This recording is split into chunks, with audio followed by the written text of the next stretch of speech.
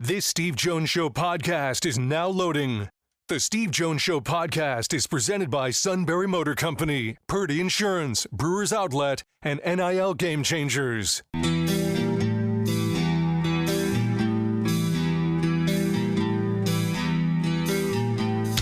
Bringing you an in-depth look at Penn State sports and more. This is the Steve Jones Show on News Radio 1070 WKOK. The Steve Jones Show is presented by Purdy Insurance, Brewers Outlet, and Sunbury Motor Company.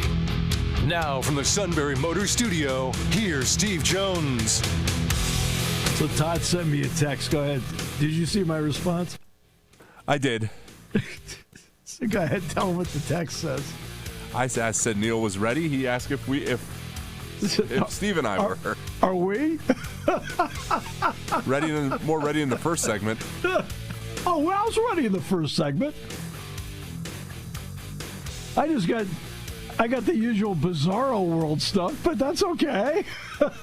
like, why are we talking about the fact the Sixers didn't wish the Eagles luck? Who cares? We care about the dumbest things. We got to stop caring about dumb things. Right. Okay. This half hour brought to you by Brewers Outlet. Now, that's caring about something. Don't you think, Todd? Super Bowl's coming up. You need to stock up. Imports, domestics, microbrews, best selection of beer anywhere. Wine coolers, water, soft drinks, stack. Roasted peanuts freshen out every day. 6 great flavors of slushies. Might I recommend to Matt Crown Royal, High Noon, and Jack Daniels? What do you think? Just to kind of settle him down a bit. Maybe you can share a beverage with Josh Harris. What do you think? I don't know how good that'll go. Maybe after the second one, maybe we should film it and play it back for entertainment purposes only. Right? And the pickle bar led by the barrels and the dills, indeed second to none. Outlet Brewers Outlet, Reagan Street in Sunbury, the beverage supermarket. My friend, Neal Coolong, and he is my friend. Welcome, sir. As always, it's my pleasure to be here. I hope you guys are having a great afternoon. Let me ask you something. This did come up in the first half hour. We know that there's X amount of people in the country and in the world that have the ability to own sports franchises. And it's at the point now where people are owning multiple sports franchises. Terry Pagula, and I know Terry. He owns the Bills. He owns the Sabres. He also owns the Rochester Americans. We know what John Henry does with Liverpool, the Red Sox, the Penguins, Fenway Roush Racing. Josh Harris owns now the Commanders. He owns the Devils, and he owns the Sixers. How do you feel about a person owning teams in different sports? How have you felt about that? You know, and this is the owner. This is not the organization, but it's still the person that signs the checks. How do you feel about that? Is it any big deal to you at all? I mean, it's not to me. I think when you dig into it, what you find is this is not Art Rooney having a big day at the track, taking that money to the league office and buying a team, and then he just owns it and runs it. There are several people involved with anything like that. Corporations, which they're now going to allow to happen in terms of ownership. Josh Harris, in this case, is the face, and he represents all of that. It funnels up to him to some degree. But there's not typically a majority owner. There's an acting owner. Right. The Steelers are an example of that. They don't own That's right. more than a third of it. So they're in charge, and that was kind of the deal when they would sell off little bits, really just to raise capital, because why not?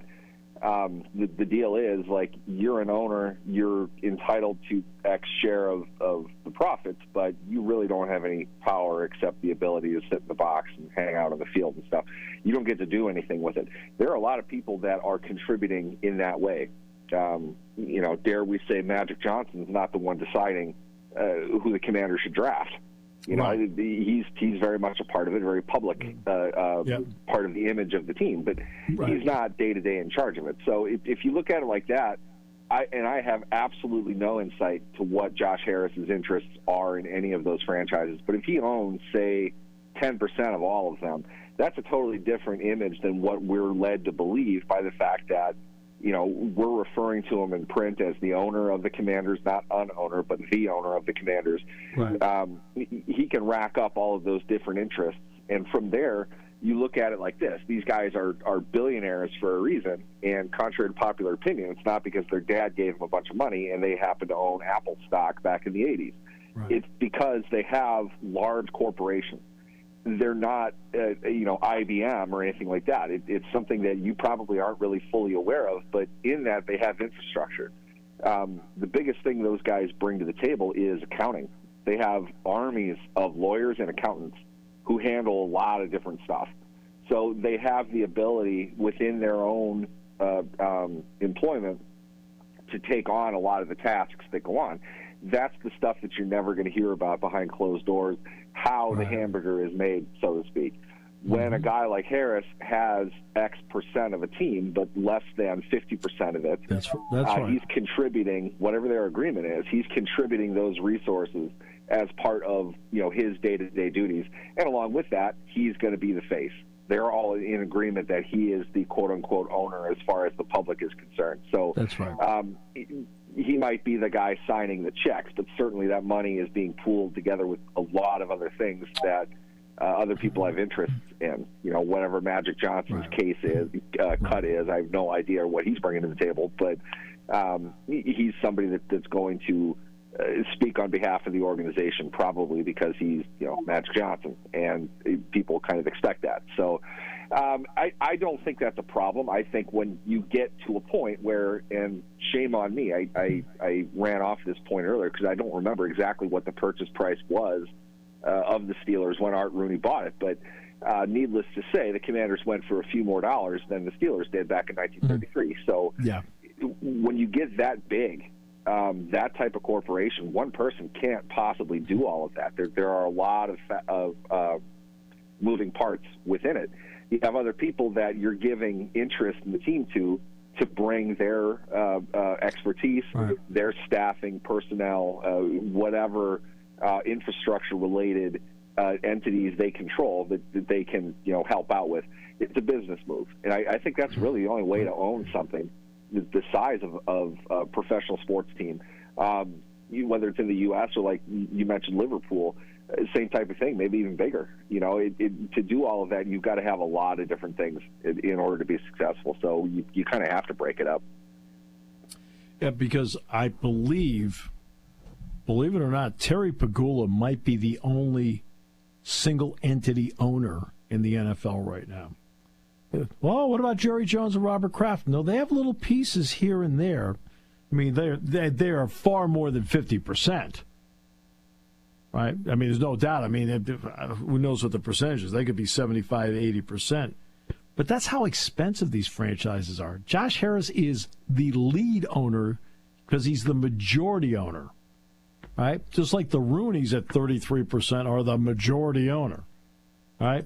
But, I think the situation with the Steelers, I think people figured out when David Tepper finally bought the Carolina Panthers. Oh, he owned X amount of the Steelers? Really? I thought the Rooneys owned all of that. See, people think that, like Jeffrey Lurie doesn't completely own the Eagles. It's hard to do, to have that kind of money to do it. Yeah, just think of it being that liquid. I mean, it's not like they can, write a check for, the entire payroll for the year. You have $271 million.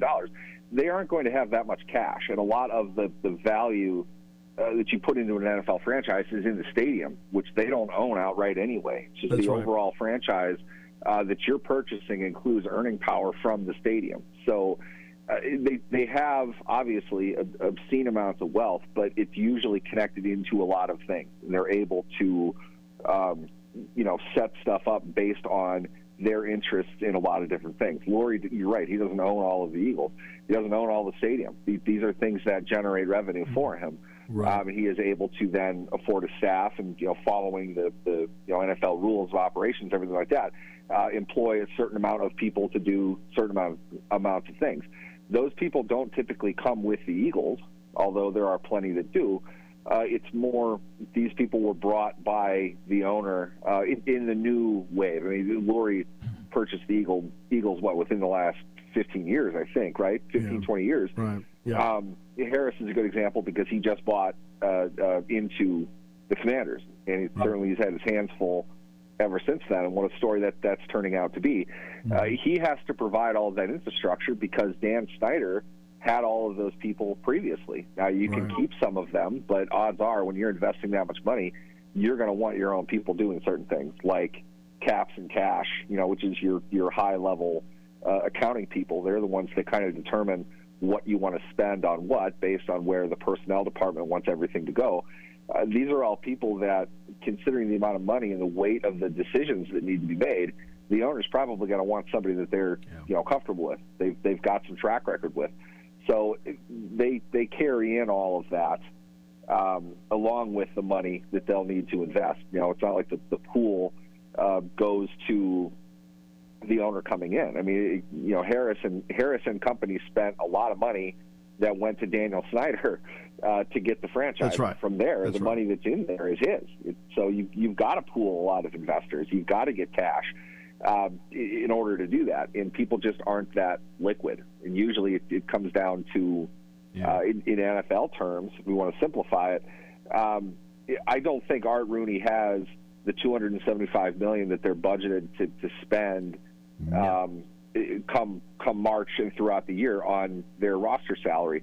That's money that's going to be added to the pool as they go. They get gate revenue. The rev share check comes sometime in March. It's not as if he's got $275 million sitting in his checking account right now. Various interests that they have to pull from, and there are various little pieces that we don't really hear about that get bought and sold all the time. That's how they kind of raise the capital for that. In order to bring in the cash and then use that however they're going to. So it's highly complicated. There's a lot of different moving parts that go into it. But you're right about Pegula. That's pretty much the only individual owner. And again, Pegula represents a family. There's a couple of them. Yeah. So it's a matter of pooling resources together and from there determining what is the most profitable. Jerry Jones feels having the overwhelming majority of everything is best for him, but he has to pay for everything if that's the case. The Rooneys have sold off pieces of their interest because a large part of the family doesn't want to own the team. They know that at that point, Dan ran everything. Now it's Art the second. They're not really invested in a way that's all that meaningful, so they sold out. They got the money when the value was pretty high comparatively from when they got it, and they operate just fine with a third of it being totally within the family. So now you have a matchup, Philadelphia and Kansas City, second time in 3 years. I know Detroit, their issue was quite simple. In the end, they had too many injuries on defense, and it cooked them. But Detroit had a better offensive day than Philadelphia did against Washington, statistically, except for the biggie, and that's the turnovers. Because they had over 500 yards, and Gibbs was running wild against them. So I wasn't surprised to see the Eagles run wild because they don't turn the ball over. So what do you think of the matchup in this one? I think breaking it all down, in Kansas City has done a great job of defying conventional thought in a lot of ways. They can still turn the ball over and win, as we've seen.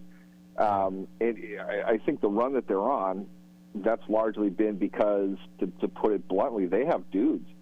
Chris Jones makes plays for 4 quarters long, all game long. It's extremely difficult to stop Chris Jones from making a play. Steve Spagnuolo, I think, is the best playoff defensive coordinator the game has ever seen. He dials stuff up, and every single playoff game they have, there are critical stretches of time in which his defense completely suffocates the opponent. We saw that on the big fourth down. I was just having a conversation with a buddy of mine about that exact situation. It's like, Spags is going to dial up an absolute meltdown blitz on fourth and ball game like he always does. What does he do this time? He shows you he's doing it, and he does the exact opposite, and he was right. He knew exactly where the hot receiver was going to be. The guy that showed blitz dropped right there. It would have been an interception if Allen threw it there. Allen saw it, but he also saw 2 guys coming at him. had to scramble around, try to make a play, and frankly, almost did. Maybe that ball should have been caught, but it ended the game. That's the situation. Spagnuolo is Mariano Rivera of the NFL. He closes games off like that. All of that said, as fascinating as it's been to watch Kansas City do it, hey, Philadelphia's got too many dudes. They're such a balanced team, and they've shown that in these playoffs. Jalen Carter is coming into his own as one of the best defensive players in the game. Saquon Barkley, if you had a playoff MVP, I think he's that right now. Jalen Hurts is playing his best football. And the bedrock of the offensive and defensive line that they have and that they've assembled over the last couple of years still stand up as being top shelf, top of the game. I think this is the one team Kansas City isn't going to be able to just out-guile. I think Philadelphia is the team that can throw punches and keep them down. I think, really, I saw what the opening line was Kansas City by 1.5. I'm like, I'll take that all day. Philadelphia is just a very, very difficult team to beat where they are now. And I think a large part of that is just because they've assembled so much talent. They've done so well in the draft, retained the right guys, kind of re-strategized after a little bit of a rough go last year, got everything going, and they peaked at the right time, unlike Detroit, who had a real off game offensively despite 500 yards. That's how good they were.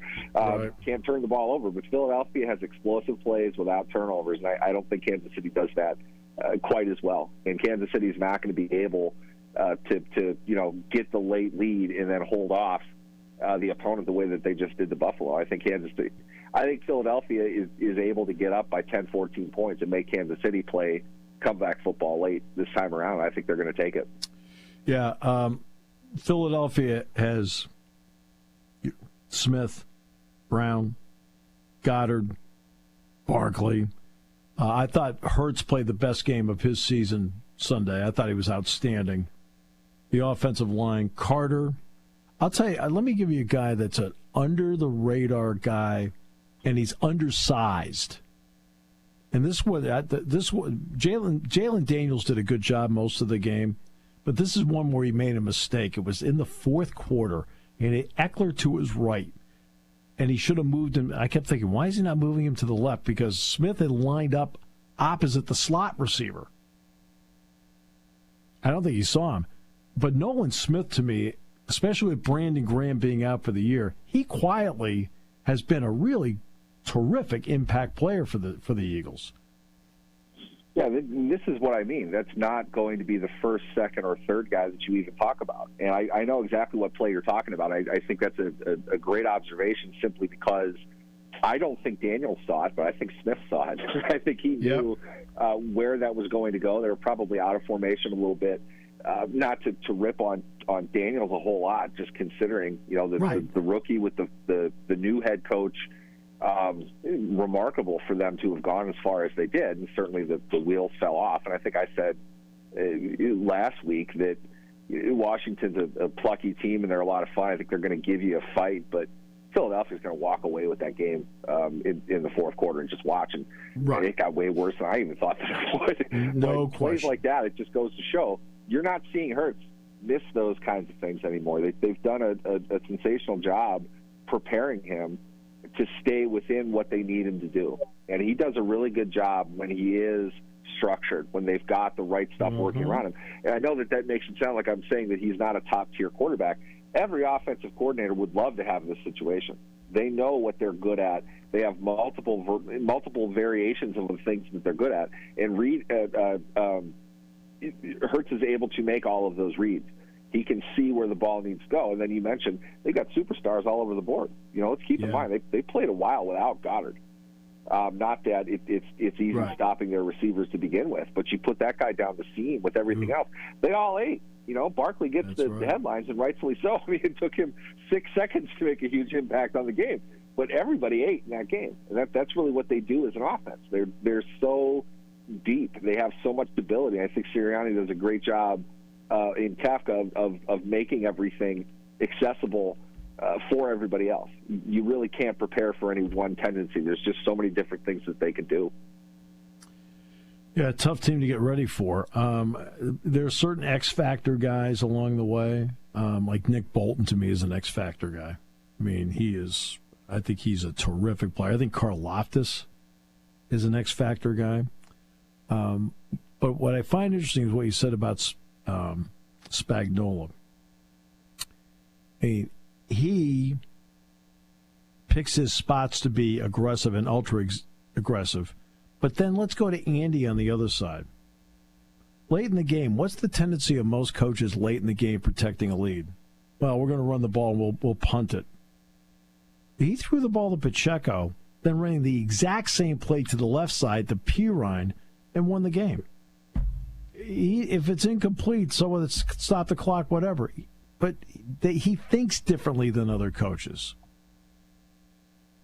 I think Reed has the experience. Trying to think of the best way to put this. He has enough experience to say, I know what got us here. And my hunch is when they sit down and go over their offensive game plan, they talk about situational football. And the thing that they say is, we understand what the convention here is. We're supposed to run the ball, but you know what? This is how we run the ball. So we are running the ball. You need to catch it, and you need to get upfield, you need to stay in bounds. That's your job. And that's what he does. You know, it reminded me of, when 2021, the Browns had them kind of going deep, and the Browns had a shot at it at the end. And I think Mahomes got hurt, and Chad Henne had to come on. And he threw with Chad Henne on 4th and 6 or something like that, where incomplete pass. They punt back to Cleveland, who has a chance to win the game with a field goal. That's as gutsy as it gets. You know, I don't care who you're playing. That's a gutsy move. One that could have defined his legacy at that point. It wouldn't be on the streak that they're on without that play. But he coaches his team to make that play in that situation. It's interesting also because you look back at poor Dan Quinn, 14 plays went absolutely wrong for him in the second half of a Super Bowl that he probably coached better than any coach ever has in the first half of that game. Nothing worked for him. Andy Reid knows how to win the situation. He knows how to play situational football and force you to play on his terms. Because now what he's going to do, this is what happened to Buffalo. How many times can you launch Josh Allen over the pile for a 4th and short? Right. The Chiefs don't have to do that. They can go wide on you because they will complete that pass 100% of the time. You will not get the pressure you need to disrupt that pass. You're not going to tip it back behind the line. Nothing's going to go wrong except the one time I think they did it. It's a quick catch and release. Your quarterback doesn't get his hands on the seam. Was the one they threw to Kelsey? That Kelsey just kind of biffed. It didn't come out of Mahomes' hand the right way. They don't always do that. But with the exception of that, watch every receiver. They're so well coached and they're disciplined. They're catching the ball and then they're getting upfield because Reed is drilling into them. Our priority is the completion. We want the first down, obviously. We feel you'll get that. You will not get it if you drop it. Catch the ball. It's going to be on target, then get upfield. It's things like that. That's what makes them a championship-level team. Go down the line. It gives them the dynamic ability to run a lot of different things in those situations. Buffalo, they didn't lose because of this, but they don't have another play. That was the only play they had. You knew it was coming. You put it into the ref's hands, bad things can happen to you. But you go for 4th down that many times in the same play, you're not getting all of them. The Chiefs, though, could go 4 for 4 with a variety of different plays. Because remember, Kansas City has not done what Buffalo tried to do in the game since Mahomes got hurt against Cleveland a few years ago. They haven't gone under center and run a quarterback sneak since. All right. My friend, thanks so much. We'll preview the Super Bowl next week. I'm looking forward to it. Absolutely. Thanks for having me, guys. Neal Coolong. Ohio State released their financial numbers. It was not pretty. We'll talk about it next half hour.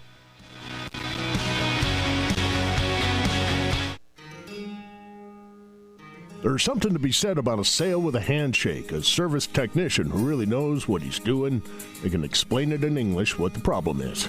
There's nothing better than having that friend you can trust in the area. That's Sunbury Motors, where you get selection, knowledgeable salespeople, and prices that fit your budget, and more important, that friend you can trust. Welcome to Sunbury Motors, Kia, Ford, and Hyundai. You can shop other dealers and compare prices, but at Sunbury Motors, you get their lowest price promise. They research the current used vehicle market and guarantee their used car prices are the lowest. If you find a lower price, Sunbury Motors will beat it. 3 dealers all in one. See their full new and pre-owned inventory at sunburymotors.com. Pick out a vehicle you like and schedule your test drive online. Follow them on Facebook. Sunbury Motors Ford and Hyundai, North 4th Street, Sunbury, and Sunbury Motors Kia, routes 11 and 15 in Hummel's Wharf.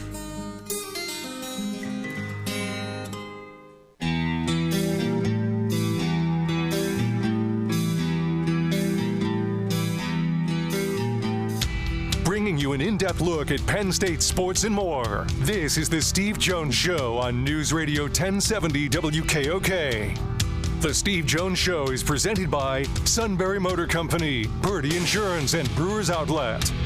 Now from the Sunbury Motors Studio, here's Steve Jones. Half hour brought to you by Sunbury Motors, 4th Street in Sunbury. Sunbury Motors Kia, routes 11 and 15 in Hummel's Wharf. And online at sunburymotors.com. Ford, love it. Kia, Hyundai, best of new inventory, great pre-owned inventory with the Sunbury Motors guarantee. My buying experience and financing experience was great, and yours will be too. They're pros. And plenty of pre-owned vehicle on the lot. And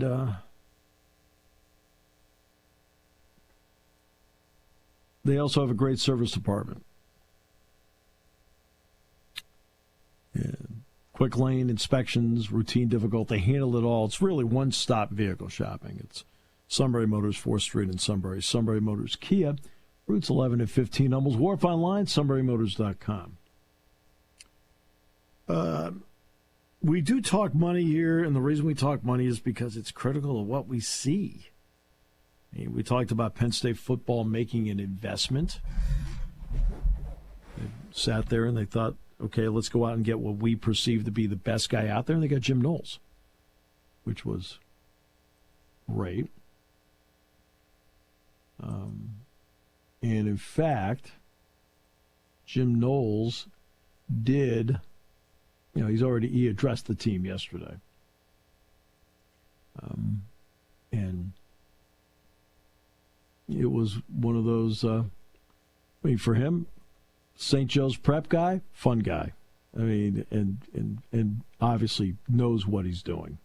We had like 3 channels on TV, and you got up Sunday morning and you watched the Penn State highlights, because I grew up in Philly. North Philly, the real Philly for you suburb guys. I mean, the one where you take the subway to school every day. Penn State was everything. It was everything. You know, that's what we aspired. That's what we aspired to be. And I couldn't get there as a player, but through a lot of work, a lot of time, a lot of really good players, and that allowed me to reach that point in my career where I could really pick wherever I wanted to be. And growing up as a kid, Penn State was everything, and this is where I want to be. It's Jim Knowles talking to the team. Okay, so we thought we'd slip that in there. Now, he exits Ohio State, as we know, to get here. And the financial reports are coming out. And we told you last week that Rutgers had lost $70.3 million as an athletic department. Now let's get to the Ohio State story. They lost nearly $38 million in the most recent reporting period. Now, how important is it to have a home football game on your books? It's really important, and it shows up in this report. Ohio State lost nearly $38 million. Now, this goes to June 30th last year, so it doesn't include this past season. I'll get to that in a moment.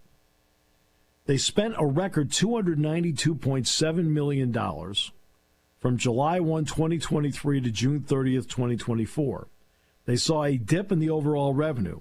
The revenue was $254.9 million, a decline of $24.6 million from the previous fiscal year. We'll explain the shortfall in a moment. Okay? Everyone had expected to be in the red. In an interview with the Columbus Dispatch, athletic director Ross Bjork said they would be an 8-figure deficit. Well, it was. Okay? Monday, they released the exact figures. And it was requested by multiple media outlets. Bjork said, while last year's budget impact is not ideal, there were unique circumstances at play. We have a robust expense and revenue plan that has been implemented and have made great progress in this year's ever-changing landscape of college athletics. We will make sure we operate with a balanced budget moving forward. Now remember, $20.5 million has to be created within that budget for athletes. So the release added the department expects reserve funds along with past and future earnings to cover the $37.7 million deficit. What was unusual about 2023 at Ohio State was this, and I remember I pointed it out on the pregame show when we were out there in 23. Okay? Ohio State, I'm trying to remember what the circumstances were, only had 6 home games last year in 2023. They had 6 home games in 2023 instead of 7. So you saw revenue from football tickets at $47.9 million, which is a drop-off of 16.8. And remember, in 2022, Ohio State had 8 home games. In 23, they had 6. That's a big part of the drop-off. Now, this year, of course, they had 8 home games last fall, plus they had the first-round playoff game with Tennessee. Ohio State also lost $8.7 million in royalties, licensing, and sponsorships. They had $5.3 million in contributions, which includes donations made to purchase tickets. Part of the $17.7 million spending resulted from severance payments.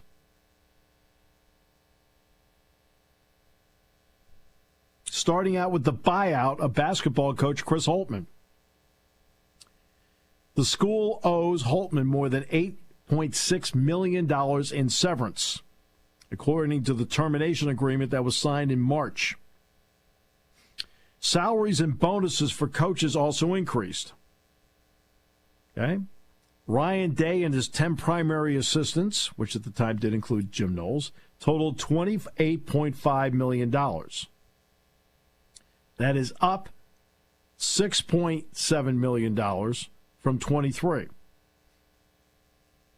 Now remember, they also, part of that was hiring Chip Kelly to leave UCLA as the head coach to become their offensive coordinator. Gene Smith, who was the athletic director before Bjork, acknowledged, quote, he went berserk with the budget to help push football toward the top of the sport, approving the rise in spending. Of course, they won the national championship last week. Since USA Today Sports began tracking the NCAA financial reports in 2005, Ohio State's total expenses were the second highest in Division I, surpassing the high from the previous year when they spent $274.9. But guess who's number one at $325 million? Texas. Oh, you are good, man. You are good. Man, I got to give you credit. I got to give you a lot of credit. Sue would have said Western Michigan, but I'm just like, but I got to give you credit. They say Ohio State expects to exceed $300 million in spending in the coming years as it begins to share revenues with athletes. Again, right? I think $20.5 million is the initial number. Then there's going to be an escalator after that. Ohio State has been planning to pay the maximum total to athletes. It's going to be the same story at Penn State. Whatever their maximum total is, they're going to pay it.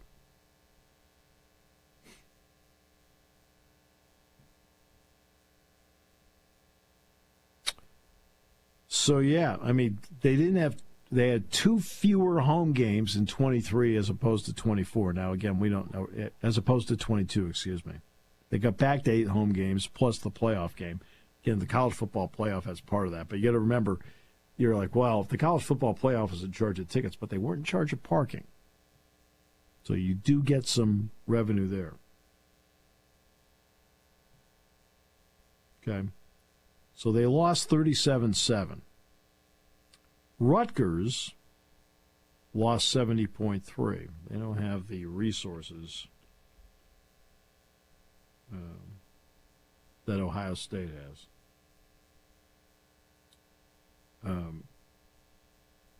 Texas, by the way, ended up had $331.9 million in operating revenue. Their expenses were $325, so Texas made $6.9 million. They were actually in the black. If you're in the black, it doesn't matter.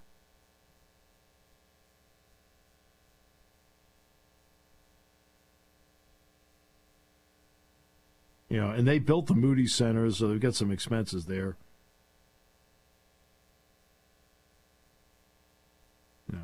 And, you know, sometimes you have a year like, wow, look at that number. Oregon in 2020, for example, had $391.8 million in revenue. Why? Because they had $270 million as a contribution to renovate the Prefontaine Track and Field Stadium, which is in the center of campus. But the bottom line is, Texas made money. So I don't care if they spend $325 million. Yeah, if I'm sitting there just looking at it, if I'm the president of the University of Texas or chancellor or whatever the position happens to be, and they look at that number and go, okay, you got a rainy day fund money, that's fine. You can cover it, cover it.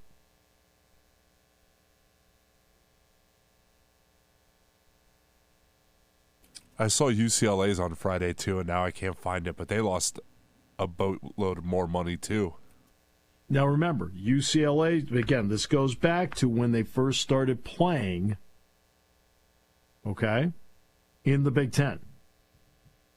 Okay? So UCLA, the deficit was $51.85 million. But that was the last year of the Pac-12 contract. Okay? So you got to. So that's the perspective part of it. Okay, that $51.85 million was their last year in the Pac-12, going to June 30th of last year. They officially joined the Big Ten on August 2nd. So everything with them and the other three, next year will be the year to tell you what kind of financial impact the Big Ten has had on them. And UCLA, as a university, sent $30 million to the athletic department because of the deficit.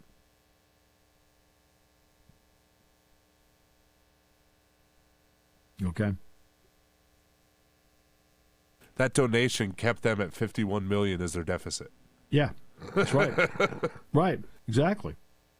I mean, again, that's why when USC made the first call to Fox about the Big Ten. No, so I didn't say Kevin Warren. And my sources are very good on this.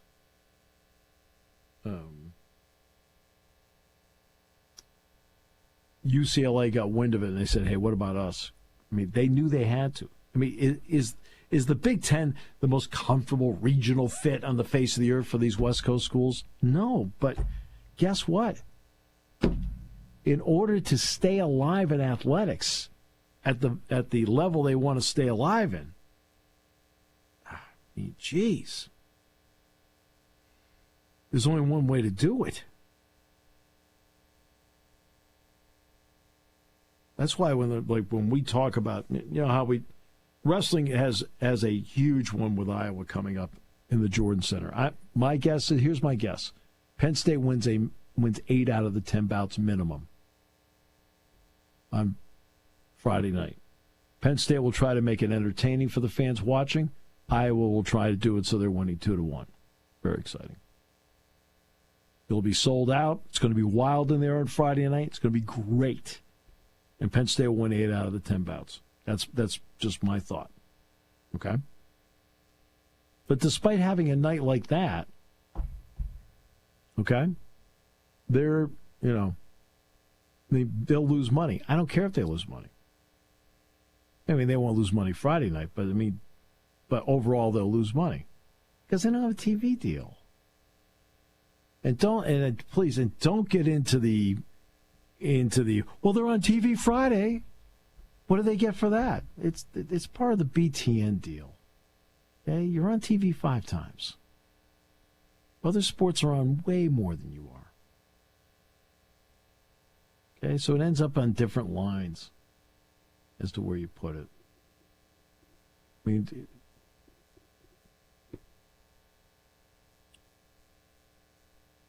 it's big.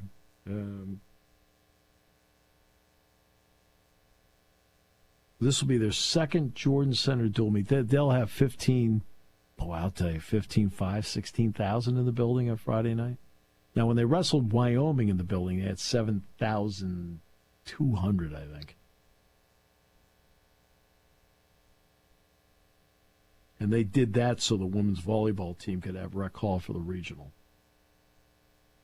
which was a great job by Kale and those guys. They said, hey, we'll move over. And they knew it was going to be a kind of a tough sell because of how quickly they had to do it. And it was Wyoming. It's not Iowa. It's, Right. Greg Pickle's coming on at 109 to talk that wrestling match tomorrow, by the way. Good. Looking forward to it. Should be great. All right. By the way, Connor McGovern, Lake Lehman's own, is going to the Pro Bowl. At Lake Lehman High School, Connor McGovern going to the Pro Bowl. From the black turf. Yep. Good for him. I think his dad's still the athletic director there, isn't he? I believe he is. Last I checked on something, but that was like a year and a half ago. So Yeah. I will ask Mike about the timeout thing at the end. Look, I know why. Let me just do a brief synopsis. They practice this all the time. Mike has, for the most part, an experienced team out there. He wants the other team backpedaling and scrambling so you can do this. Dusty May gets credit for calling a timeout, and he should, because we gave Dusty May credit for calling the timeout. But we're watching, and we've got a wider view than you do on TV. We could see they were a mess, Michigan. And he called the timeout because he needed to organize them. When Penn State came down to do whatever, they weren't a mess. Okay?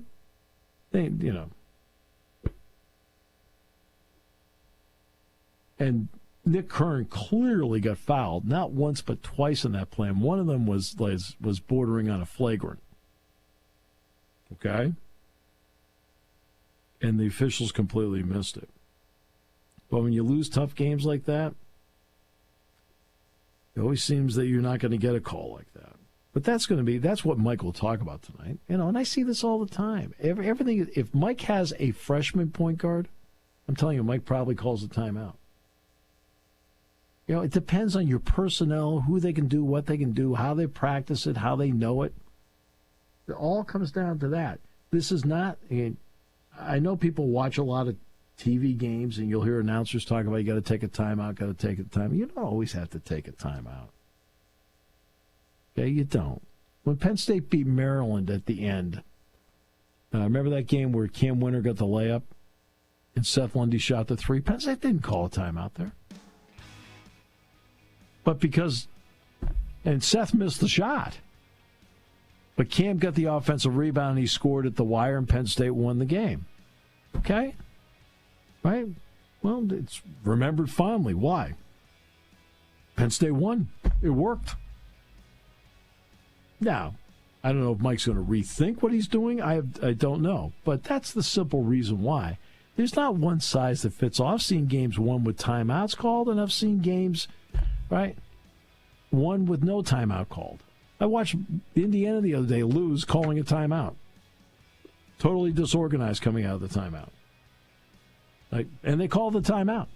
And it had no effect on winning the game. They only needed a basket. As a Hoosiers guy, that doesn't surprise me in the least. I know. I'm just telling you. They're not always the be-all, end-all. Party time, game time, or just fun time. Doesn't matter what time it is because it's Brewers Outlet time. The Beverage Supermarket has the area's largest beer selection. Imports, microbrews, ciders, and domestics. Pick from over 100 ice-cold 12-packs and dozens of 24-ounce singles. Soda, snacks, hot sauces, fresh roasted peanuts. Make it one-stop party shopping, and don't forget the pickle bar. So whatever you're celebrating or just doing it up, Brewers Outlet, Reagan Street, Sunbury wants to see you and thank you for your years of patronage.